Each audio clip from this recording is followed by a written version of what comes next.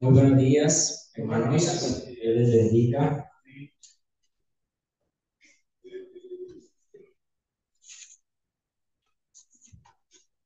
Acompáñenme, por favor, en sus Biblias, en el capítulo 6. Capítulo 6, y vamos a estar leyendo del versículo 22 al 35.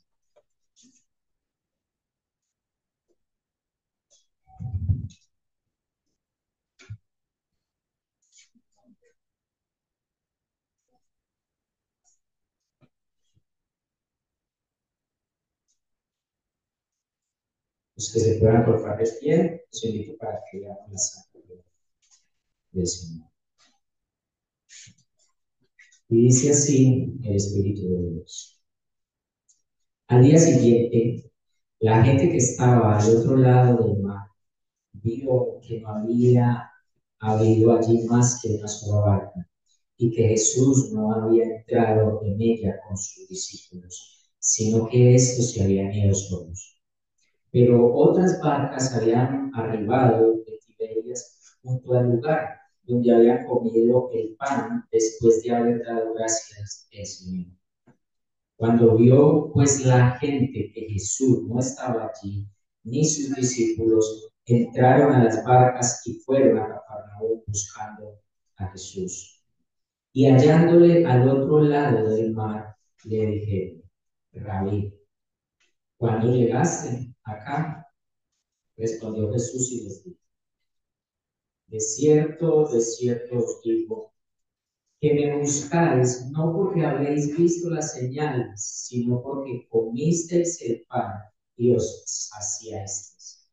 Trabajad no por la comida que perece, sino por la comida que a vida eterna permanece, la cual el Hijo del Hombre os dará, porque a este señaló Dios el Padre.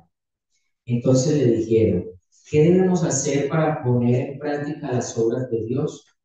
Respondió Jesús y les dijo: esta es la obra de Dios, que creáis en el que Él ha enviado. Le dijeron entonces: ¿qué señal pues haces tú para que veamos y te creamos? ¿Qué obras haces? Nuestros padres comieron el maná del desierto, como está escrito: pan del cielo les dio a comer. Y Jesús les dijo: de cierto os digo, no os dio Moisés el pan del cielo, mas mi Padre os da el verdadero pan del cielo. Porque el pan de Dios es aquel que descendió del cielo y da vida al mundo. Le dijeron: Señor, danos siempre de este pan. Jesús les dijo: yo soy el pan de vida. El que a mí viene nunca tendrá hambre, y el que en mí cree no tendrá sed jamás. Palabra del Señor. Vamos a ver. Señor, nuevamente queremos encomendarte este momento. Reconocer que dependemos de ti y de la asistencia de tu Espíritu.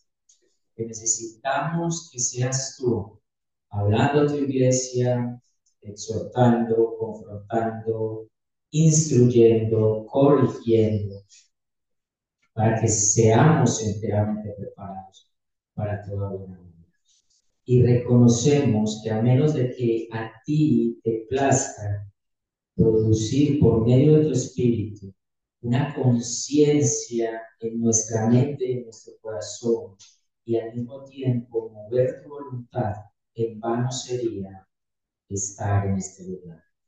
Pero tú, Señor, Dios nuestro, nos das el privilegio de poder leer tu palabra, de poder usar vasos de barro para que sea explicada y aplicada a nuestras vidas por medio de tu Espíritu. Asístenos, Señor, a mí como la voz tuya el día de hoy, pero reconociendo que al mismo tiempo estoy delante de ti y quiero decir lo que tú verdaderamente dijiste aquel tiempo para aquella audiencia original. y lo que ahora es para nosotros, para que tu pueblo sea edificado y juntos nos gocemos y nos alegremos en el Dios de nuestra salvación. Te lo pedimos en Cristo Jesús, Señor nuestro. Amén. Bueno, hermanos, continuaremos entonces el estudio expositivo del Evangelio de Juan en el capítulo 6. Recuerda que este capítulo tiene un tema muy, muy especial, que es el pan de vida. Jesús como el pan de vida. Pero Juan, que por medio del Espíritu ha hecho el trabajo de escribir el Evangelio, él quiere trasladar a la audiencia original al tiempo antiguo.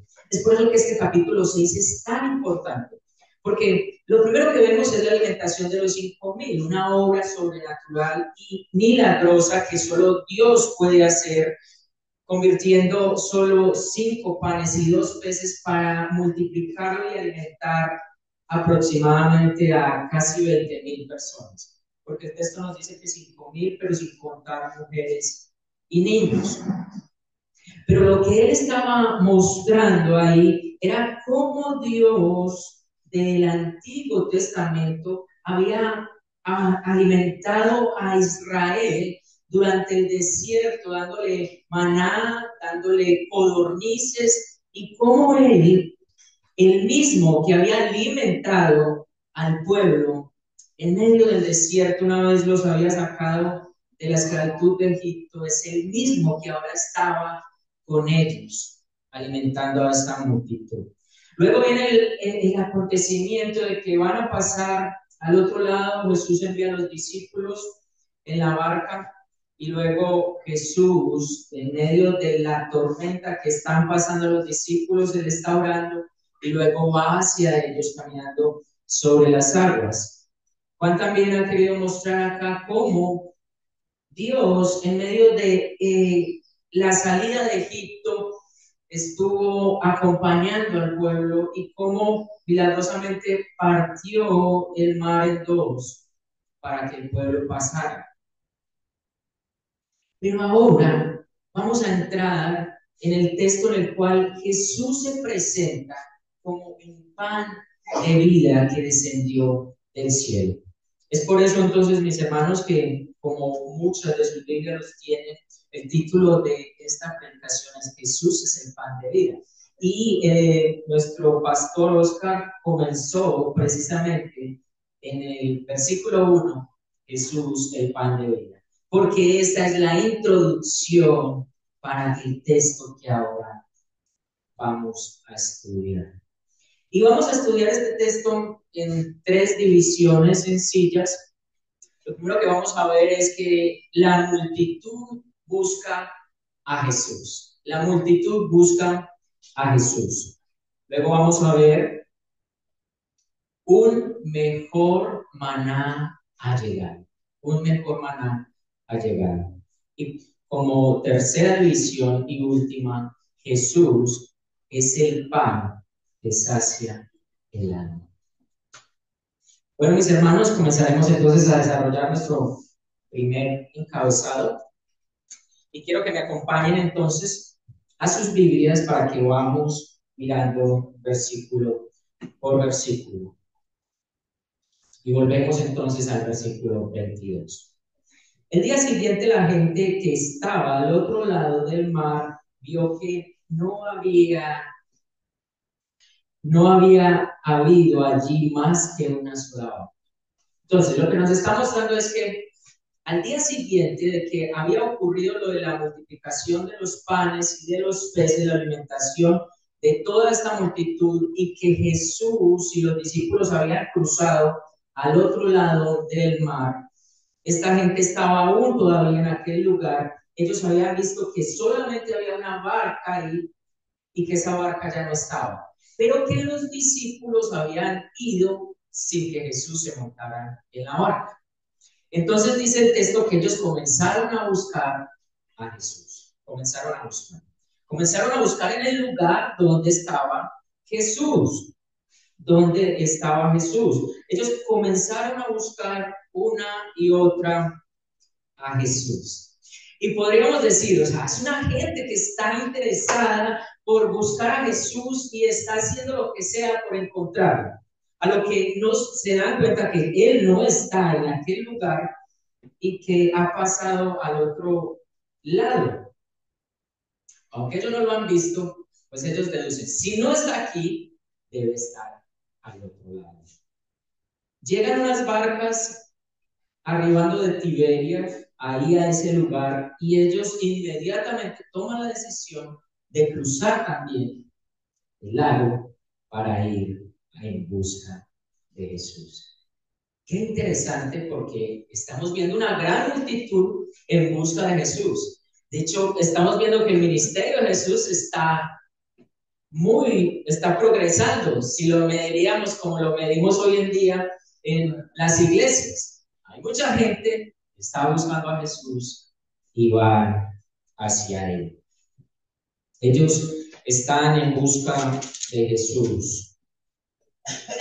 Tienen una búsqueda incansable y están dispuestos a hacer lo que sea por encontrar. Aún ir en barcas y cruzar también el lago para seguir a Jesús. Ellos quieren hacer lo que sea para seguir a Jesús. Podríamos decir, uy, qué gente tan comprometida. Y de hecho, podríamos decir que Jesús en este momento, cuando ellos llegan allí, Jesús tiene una mega iglesia. Más de 15,000 personas buscándolo. Y de hecho, si ustedes me acompañan al versículo 59, se van a dar cuenta, después de que ellos llegan, o sea, cruzan aquel lugar e encuentran a Jesús, ¿dónde lo encuentran? O sea, ¿dónde está? Por eso digo, una mega iglesia. Miren el versículo 59. Todo lo que va a ocurrir a partir de que ellos encuentran a Jesús se va a desarrollar. Miren el versículo 59. Juan nos dice en dónde se va a desarrollar. Dice, estas cosas dijo en la sinagoga, enseñando en Capernaum. ¿Se están dando cuenta? O sea, cuando ellos llegan allá, ¿dónde encuentran a Jesús? En la sinagoga. Una gran mega iglesia tiene Jesús ahora. Una mega iglesia. Pero cuando ellos llegan allá, le hacen un halago a nuestro Señor Jesucristo. Miren, sigamos viendo el texto. Entonces ellos cogen las barcas y se fueron a Capernaum buscando a Jesús. Y lo hallan al otro lado. Cuando lo hallan, le hacen un gran halago. Ahora, esto es una gente que está en busca de Jesús y mire ahora, también conocen el lenguaje cristiano. Porque mire cómo se refieren a él. ¿Cómo se refieren a él? Rabí. O sea, maestro, te hemos estado buscando. Maestro. Qué interesante. Qué interesante. Una multitud que busca a Jesús y hace lo que sea para encontrarlo, y una multitud que está halagando a Jesús diciéndole maestro, rabí. Ahora, ellos le hacen una pregunta a Jesús, ¿cierto? Le hacen una pregunta. ¿Cuándo llegaste acá? Porque ellos estuvieron buscando allá, ellos se dieron cuenta que no subió a la barca con los discípulos. ¿Cómo hizo para llegar a aquel lugar? Si tendría que rodear todo el lago o el mar muerto, tendría que rodearlo todo, perdón, el mar de Galilea, tendría que rodearlo todo para llegar ahí a Capernaum. ¿Y cómo fue que llegó ahí tan rápidamente? Ahora, Jesús podría dar un despliegue de todo lo que ocurrió esa noche. Recuerden que Él camina sobre las aguas, recuerden que invita a Pedro a venir hacia Él, luego Pedro quita la vista de Él y se está ahogando, Él lo rescata, se sube a la barca, calma la tempestad y milagrosamente llegan inmediatamente al lugar. Él podría contar toda esa historia y de hecho podría alardear de esto y así, pues, crear la convicción en ellos de lo que Él es, mostrar otra señal. Ya había mostrado la señal de la multiplicación de los panes y de los peces, ahora podría también mostrarles lo que había ocurrido esa noche, porque ellos no sabían lo que había ocurrido. Pero, por el contrario, y como dice Henryson, dice, en lugar de responder la pregunta a esta multitud, lo cual hubiera podido reafirmar la convicción de esta multitud que Jesús era, por encima de todo, un obrador de milagros, lo suficientemente poderoso para acaudillar una rebelión y proveer proveer bienestar para todo ello. El Señor lo que hace es responder severamente con una reprensión. Jesús podría haber aprovechado ese momento para decirle a ellos lo que había ocurrido y crear en ellos una convicción más grande. Ellos lo habían estado buscando, hicieron lo que estaba a su alcance para encontrarlo. Y de hecho ellos hacen la pregunta, ¿cómo fue que estuviste acá? O sea, ¿cuándo llegaste? Pero él lo que hace es darles una gran reprensión. Ahora, ¿por qué? ¿Por qué? Porque lo primero que revela Jesús es que lo conoce todo y sabe lo que hay en el corazón, sabe la verdadera intención del corazón de aquellos que lo estaban buscando. Usted y yo y nadie que viva en esta tierra y en este universo puede engañar a Jesús. Él lo sabe todo y lo conoce. Y lo primero que él hace es precisamente revelar la verdadera intención que hay en el corazón y no lo hace uno por uno o llamando a cada uno a un lugar a decir, él lo hace en público. Mire lo que les dice el texto que leyó el pastor como introducción. Cuando ellos llegan y le preguntan, ¿cuándo llegaste acá? Dice, respondió Jesús y le dijo. Ahora, mucho cuidado porque cuando el Señor Jesús decía de cierto, que es amén, amén, o así sea, era, o los rabinos de ese entonces, los maestros de ese entonces, estaban advirtiendo que lo que venía era muy importante y que había que estar muy pendiente. De cierto os digo que me buscáis, no porque habéis visto las señales, sino porque comisteis el pan y os saciasteis. Se están dando cuenta, mis hermanos, él revela la verdadera intención del corazón que hay en estos seguidores. Y la verdadera intención que hay en ellos, lo voy a parafrasear. Ustedes me están buscando no por lo que yo he hecho, sino porque les he saciado el hambre y vienen ahora a desayunar. Ya les di comida y ahora vienen a desayunar. Y por eso es que me están buscando. Me están buscando por lo que yo les puedo dar y saciar su hambre. Porque ustedes han comido pan y han estado saciados, pero ahora tienen hambre nuevamente y vienen para que yo les dé de comer.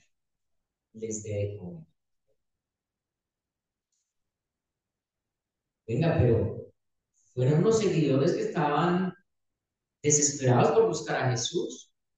Fueron unos seguidores que hicieron todo lo que había al alcance para encontrarlo. Y fueron hasta el otro lado del mar para encontrarlo. Pero Él revela lo que verdaderamente estaban buscando. Ustedes no me buscan a mí por lo que yo soy, sino por lo que les pueda dar. Y eso nos debe llevar a pensar un poco en varias cosas. Primero, en las iglesias contemporáneas que vemos llenas de multitudes, realmente hay una convicción en ellas de quién es Jesús o están en busca de qué. La mal llamada teología de la prosperidad le extiende al hombre saciar la necesidad acá de las cosas materiales. ¿Realmente estas personas estarán buscando a Jesús por lo que Él es o por lo que quizás le pueda ofrecer? Lo que pueda saciar su vientre.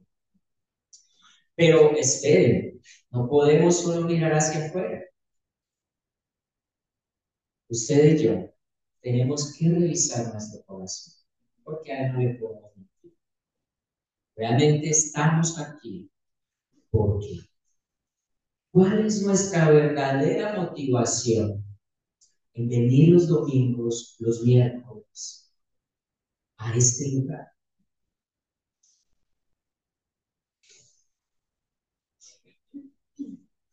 Buscan a Jesús porque habían comido del pan que Jesús le dio y querían comer más. Eran seguidores, como lo dice Spurgeon, seguidores de estómago, que están buscando a Jesús por lo que Él les puede dar. Lo único que les importaba era su propio bien, su propio bien. Entonces, lo primero que él hace es revelar esa verdadera intención que hay en sus corazones y por qué es que lo estaban buscando. Pero también hace algo más. Él quiere o exhorta para que ellos cambien esa manera de pensar. Miren, ahora lo que dice el verso 27. Trabajad, no por la comida que perece, sino por la comida que a vida eterna permanece. Trabajar.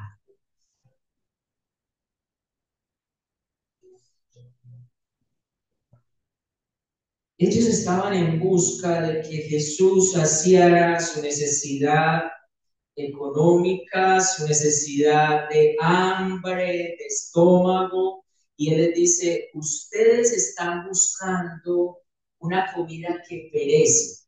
Miren,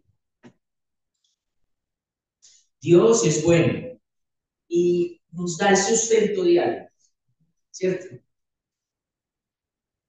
De hecho, yo creo que todos los que vemos en este lugar desayunamos.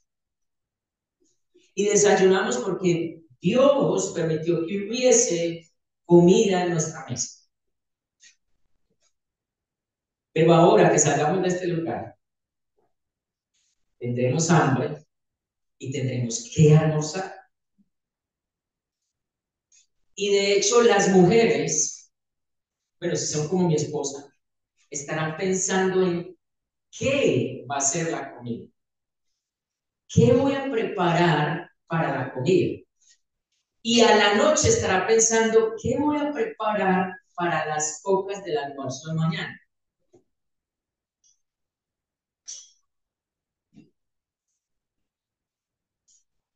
Si pensamos solo en lo que necesita nuestro vientre, no habrá nada que los hace. Porque una y otra vez tenemos que estar pensando en qué tenemos que comer. Ahora, porque debemos de comer, porque es una necesidad. Si no comemos, pues enfermaremos y vamos a morir, muy posiblemente. Pero Jesús les está cambiando la manera o los está exhortando a cambiar esa manera de pensamiento. si ustedes tienen la mirada solo en eso que yo les di, en esa señal que yo hice, de multiplicar esos panes y esos peces, que fue maravillosa y que sació a toda esa multitud, pero si solo están pensando en eso, están mal. Y si ustedes se van de acá y van a trabajar solo por eso, están mal. Tienen que poner la mirada en la comida que verdaderamente no perece y da vida eterna.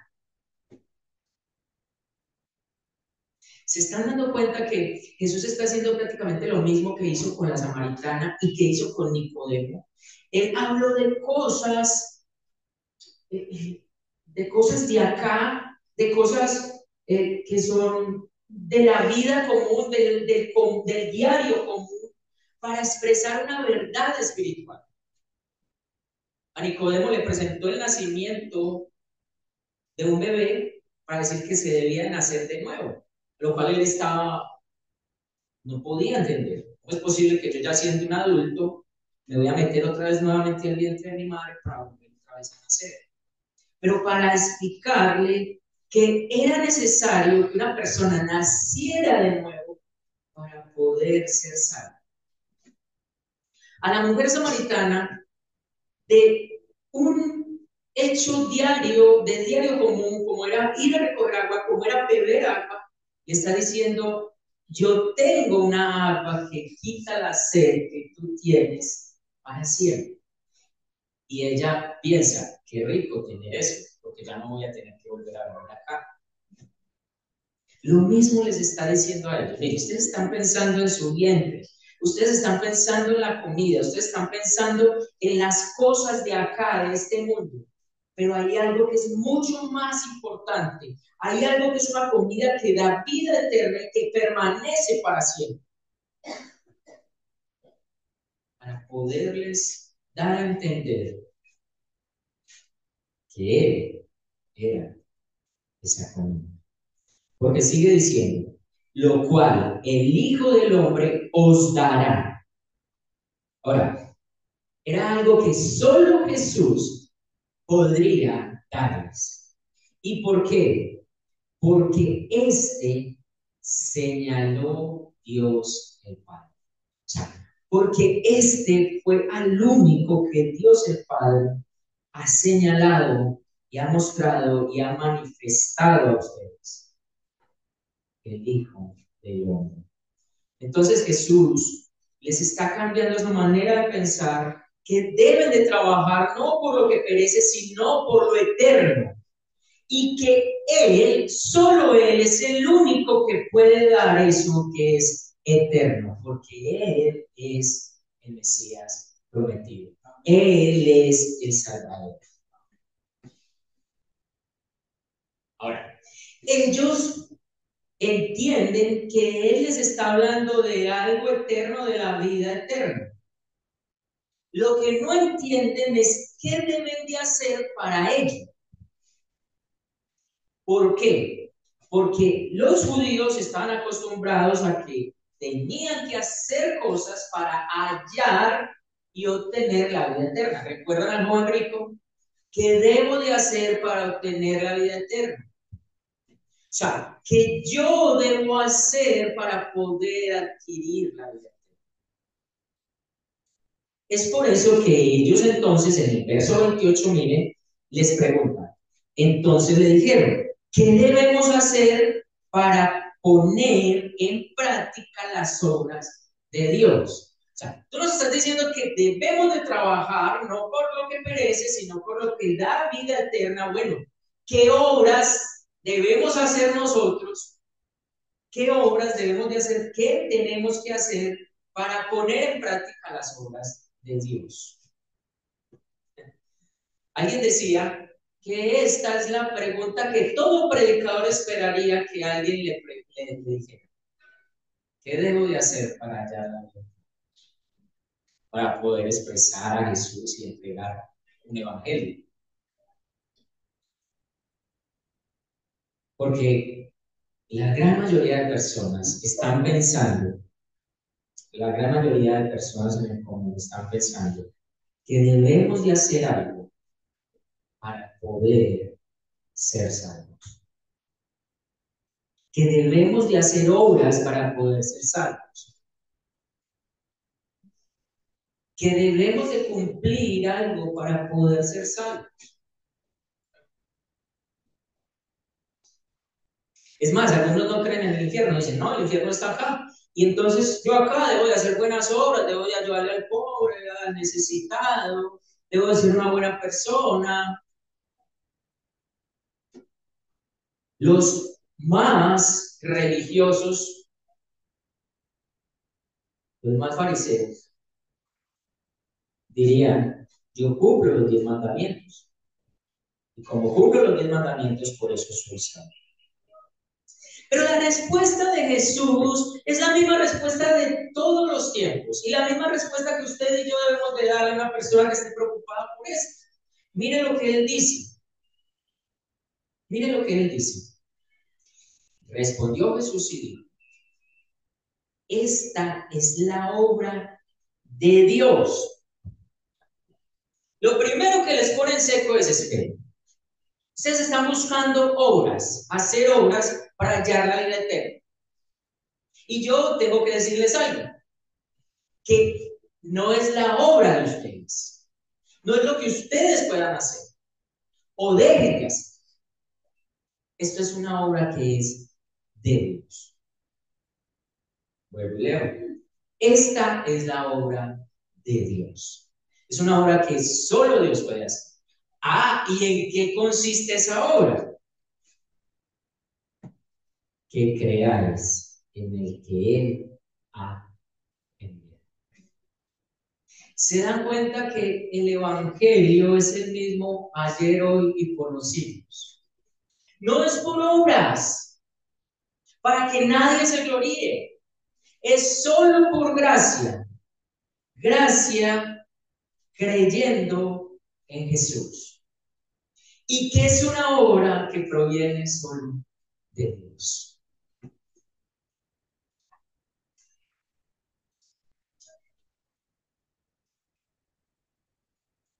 Debemos de trabajar por las cosas que no perecen, que es lo que hay en los cielos. Debemos de entender que no es lo que hagamos lo que realmente nos da salvación. Es solo por fe. ¿Fe en quién? En Cristo. Es Él el que el Padre ha enviado. Y es Él en el cual debemos creer. En su sacrificio, en su muerte en la cruz, en el lugar que tomó por nosotros, en la obra de Él, no la de nosotros.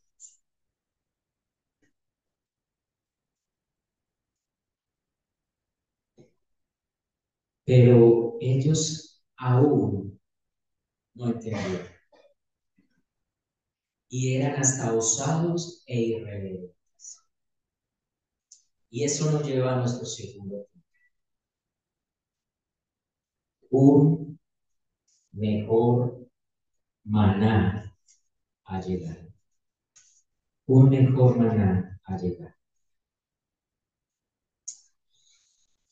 Miren lo que ellos son capaces de decirle a Jesús. Ellos han visto lo que Jesús ha hecho. Ellos han visto las señales que ha hecho. Es más, algunos dicen que las barcas que llegaron de Tiberias era precisamente por lo que Jesús, por lo que se había escuchado de Jesús que había hecho. Y mire lo que ellos le dicen. Verso 30. Le dijeron entonces, algo así como, está bien, está bien. Tú dices que la obra es de Dios y tú dices que la obra que Dios quiere es que creamos en ti. Que tú eres el enviado de Dios. Bueno, está bien. Entonces, ¿qué señal pues haces tú? Eran los mismos que habían visto cómo de 5 panes y de 2 peces se habían alimentado más de 15,000 personas. Se habían saciado y había sobrado. Y están diciendo, ¿qué señal pues haces tú para que veamos y te creamos? ¿Qué obra haces? Ahora, lo que ellos van a hacer es una comparación con Moisés. Con Moisés. Mire que a continuación ellos dicen, nuestros padres, bueno, con Moisés y lo que ocurrió con sus padres. Nuestros padres comieron el maná en el desierto, como está escrito. Pan del cielo les dio a comer.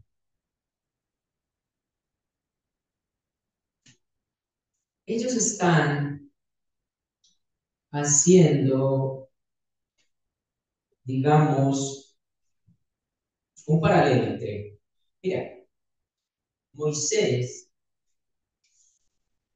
dio de comer a nuestros padres un pan del cielo. Ahora, lo hizo durante 40 años. Tú solamente, bueno, y lo hizo a un pueblo que estaba aproximadamente entre 2 millones de personas, que fueron los que salieron de Egipto. Entonces, espera, mira Moisés lo que hizo. Moisés dio de comer a un pueblo completo de 2 millones de personas, le dio de comer pan a todos, y no solamente lo hizo una vez, sino que lo hizo durante 40 años. Es más, dice que ese pan venía del cielo. ¿Tú quién eres o tú qué haces? ¿Puedes superar acaso eso? Dime la respuesta de Jesús. Y Jesús les dijo, nuevamente, estén muy atentos. De cierto, os digo, no os dio Moisés el pan del cielo. Primero, ellos están diciendo que Moisés es el que les dio a sus padres de comer y que lo hizo durante 40 años. Jesús les dice, espera un momentito, porque no es Moisés. No es Moisés el que les dio de comer. No fue Noé y la vaca. No fue David el que venció a Goliat.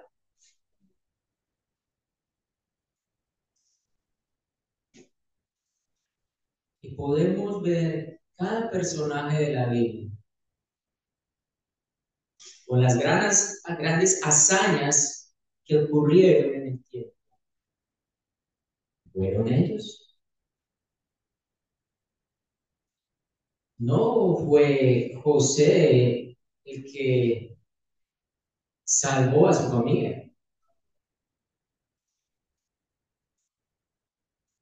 No fue Moisés. No os dio Moisés pan del cielo. Es mi Padre. Y mi Padre os da el verdadero pan del cielo. ¿Qué está diciendo Jesús? ¿Qué está diciendo Jesús? Mira, Él le dio, Dios le dio de comer, o Ustedes están pensando que Moisés es el que dio de comer a un pueblo. Pues Dios me ha dado a mí para el mundo. Porque, sigue el 33, porque el pan de Dios es aquel que descendió del cielo y da vida al mundo. Entonces, él está diciendo, mire, Moisés le dio de comer a muchas personas, ¿cierto? A un pueblo completo. Pero yo soy dado para toda persona de lengua, tribu y nación. No un solo pueblo, sino muchos pueblos. Ellos comieron de ese pan y murieron. Pero el pan que yo les doy es un pan de vida eterna que da vida. El maná venía del cielo, pero yo que soy Dios me he encarnado y he bajado para darme a ustedes como pan.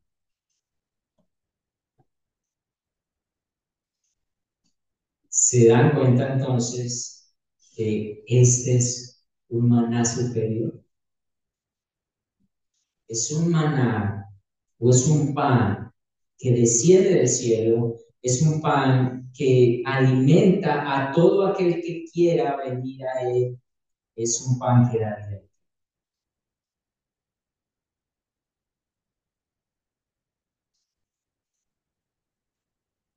Él les muestra que hay un mejor maná. De hecho, les muestra que ese acontecimiento apuntaba a él, apuntaba a él.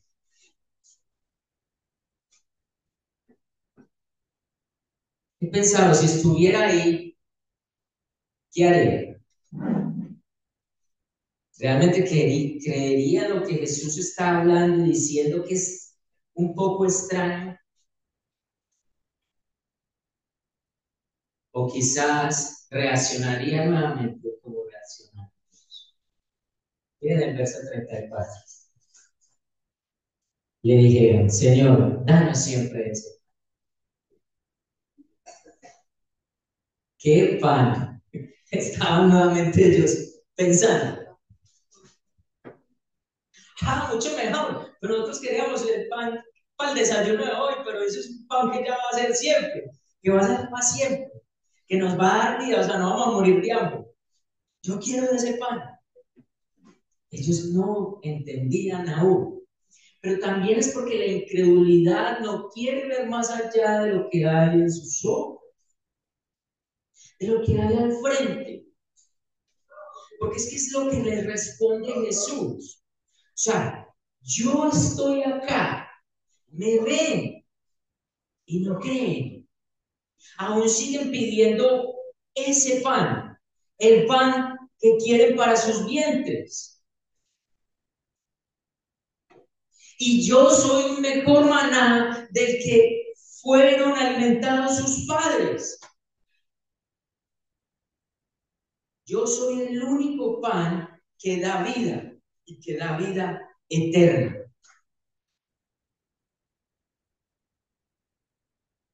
Y eso nos lleva a nuestro tercer y último encabezado.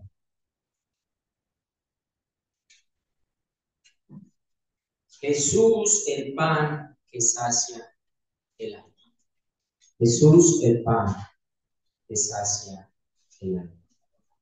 Mira lo que responde Jesús. Jesús le dijo, yo soy el pan de vida. Yo soy el pan de vida. Bueno, es muy importante poder ver esto. A partir de ahora, Juan nos va a introducir a unos 7 yo soy de Jesús que van a desplegar su carácter, sus perfecciones, y van a mostrar que Jesús es Dios. Yo soy, recuerda que es la misma expresión que el mismo Dios Padre da a Moisés en medio de la zarza. Estoy preocupado porque tú me estás mandando a ir a rescatar al pueblo, pero ¿quién voy a decir yo que me envió? ¿Quién? Y él dice, yo soy. Yo soy.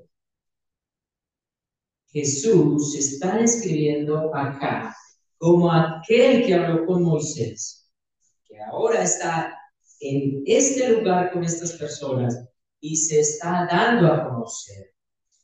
Yo soy es el tetradramácon, que son las cuatro consonantes que Dios dice que es su nombre.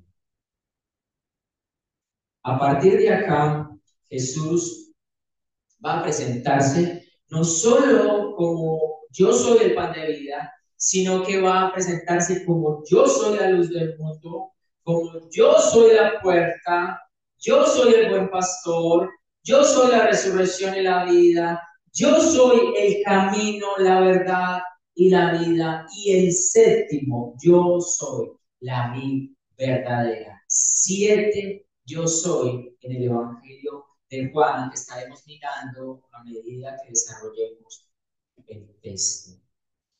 Pues hoy no, hoy veremos solo la primera.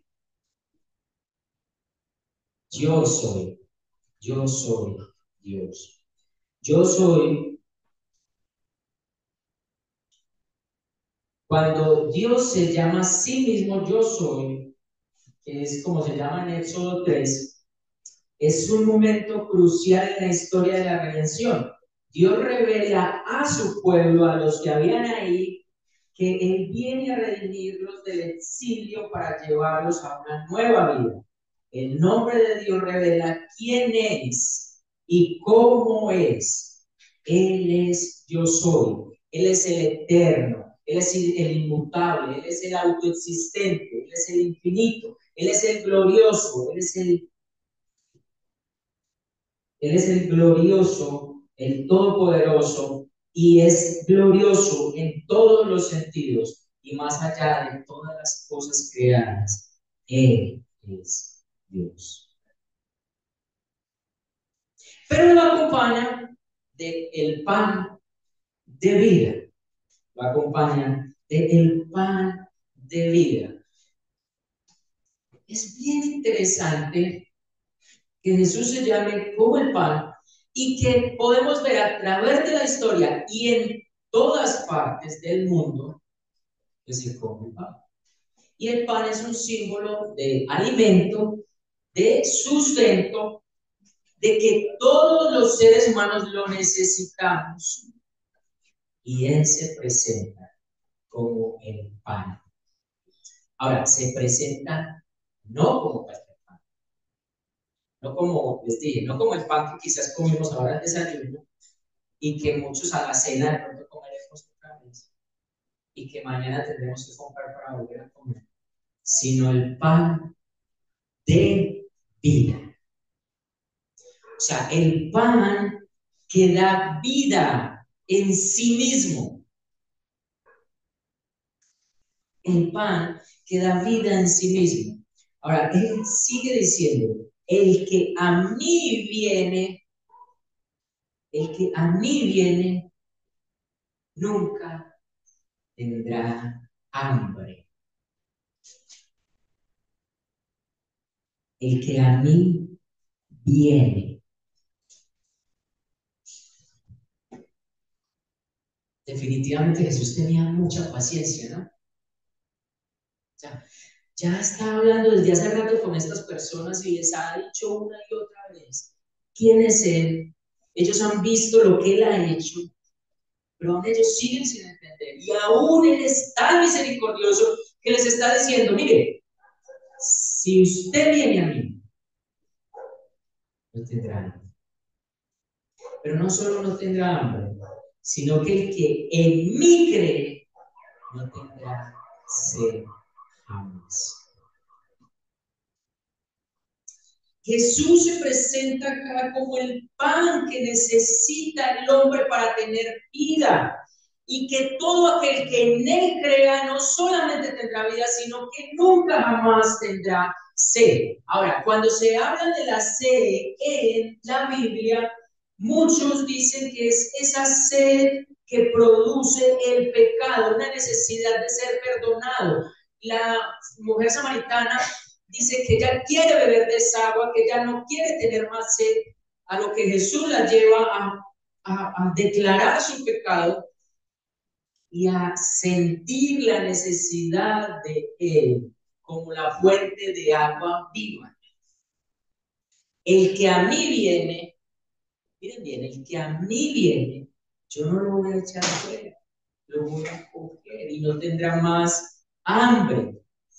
El que en mí cree no tendrá esa sed jamás, la sed que produce el pecado, porque yo lo voy a perdonar y nunca más se tomarán en cuenta sus pecados.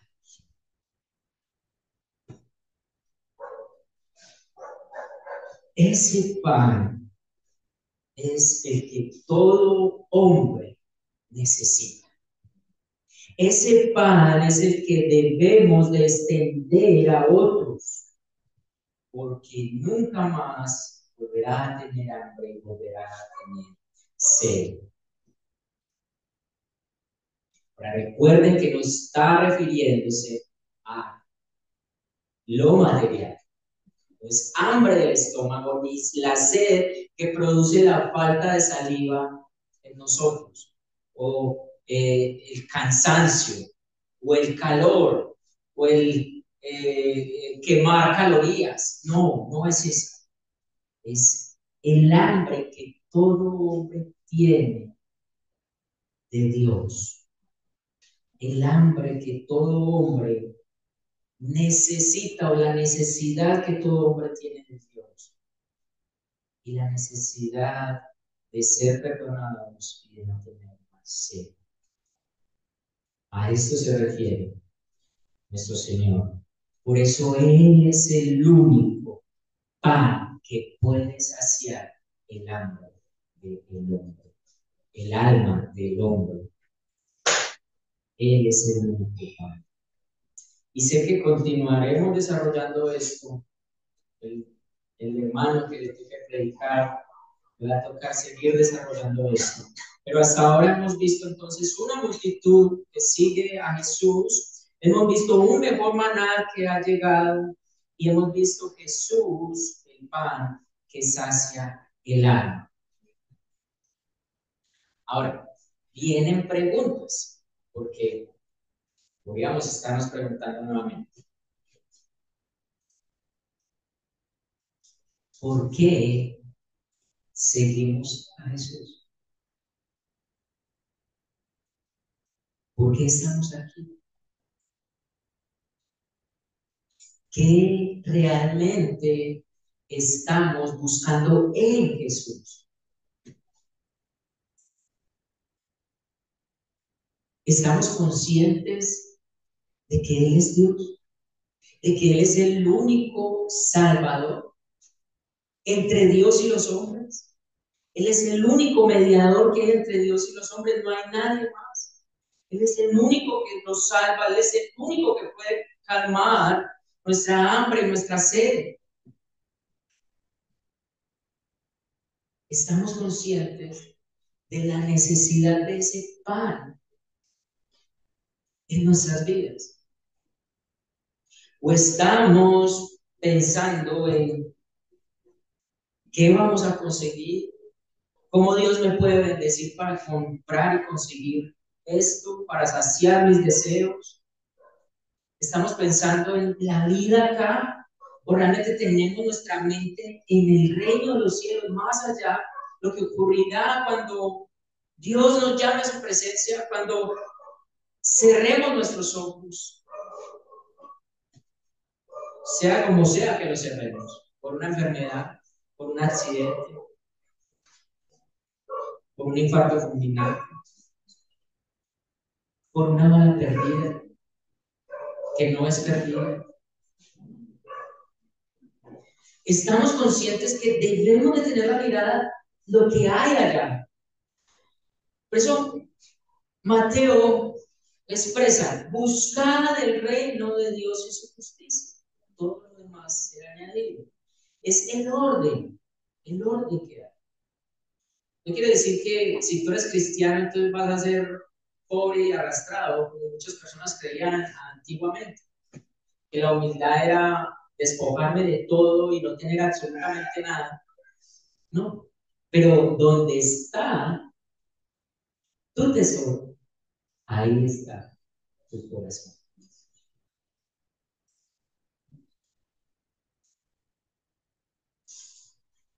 Y para aquellos amigos que de pronto puedan ver esta predicación por los canales que se emiten,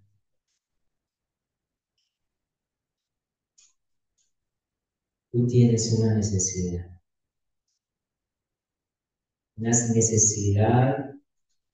la cual has buscado y seguirás buscando en los lugares correctos, porque no hay nada que calme esa hambre que tienes, a menos de que vengas al pan que da vida, el gran yo soy, nuestro Señor Jesucristo. Y no tienes que estar pensando en qué debo de hacer para poder hallar el favor de Dios, porque Jesús ya lo dijo, cree en Él. Primero te dice, ven a mí y no tendrás más hambre. Y luego te dice, cree en mí y no tendrás más. La necesidad que tienes en tu corazón, que te produce hambre y sed, será saciada solo por Él. Y no solo saciará esa hambre, sino que te dará vida eterna y el día del juicio podrás estar a su lado, porque la justicia de Él, que nadie puede cumplir, será otorgada a favor tuyo.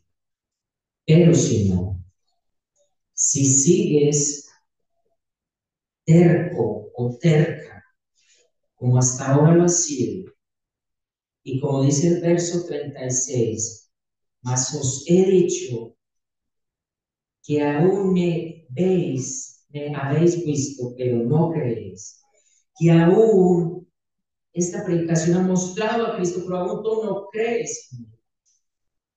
Tendrás que ver con la justicia de Dios.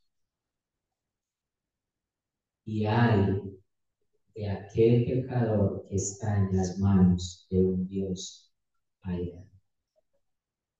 Porque cuando venga el juicio, tendrás que pagar por todas las obras que has hecho y que son malas. Y tendrás que vivir una vida en el infierno eterno, alejado de Dios. Pero hoy está para ti el ofrecimiento de este pan. Come de él, creyendo en su sacrificio y ven a él en arrepentimiento y hallarás perdón y tu hambre será saciada y tu sed será saciada. Vamos a ver.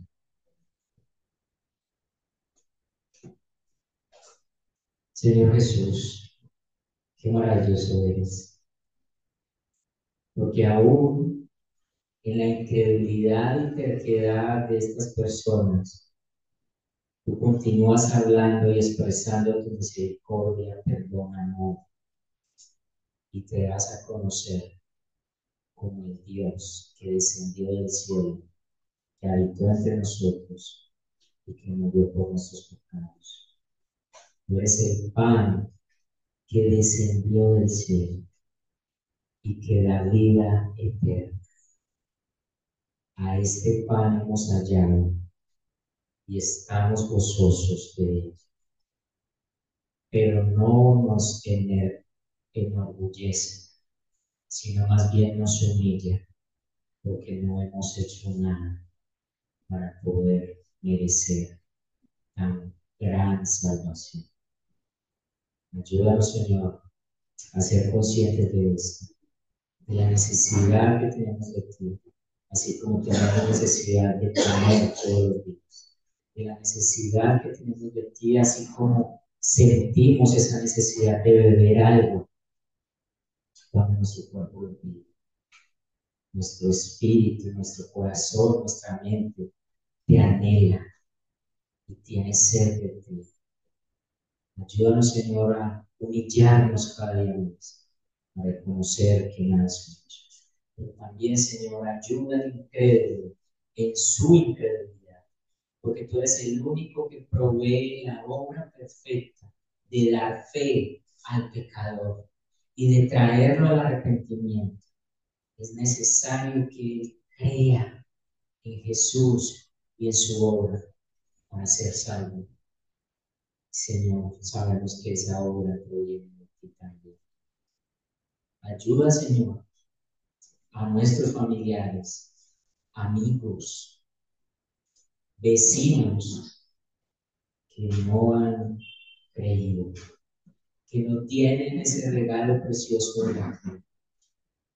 Darles fe, Señor, conforme a tu voluntad, para que ellos vengan a ti y para que como pueblo de toda lengua, tribu y nación nos gocemos en ti, nos alegremos en ti y te adoremos juntos, hoy y por toda la eternidad. Te lo pedimos en Cristo Jesús, Señor nuestro. Amén. Amén.